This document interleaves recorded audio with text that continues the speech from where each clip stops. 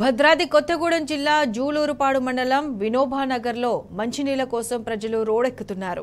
గత 20 రోజులుగా త్రాగునీరు రావటం లేదని ఖాళీ బిందెలతో రోడ్డుపై బైఠాయించి నిరసన తెలిపారు. దీంతో కిలోమీటర్ల మేర భారీగా ట్రాఫిక్ జామ్ అయింది.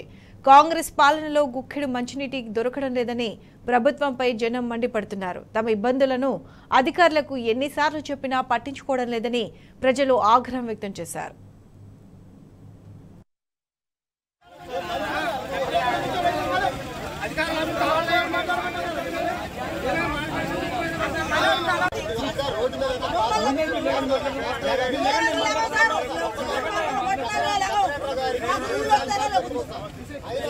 మాట్లాడలేదు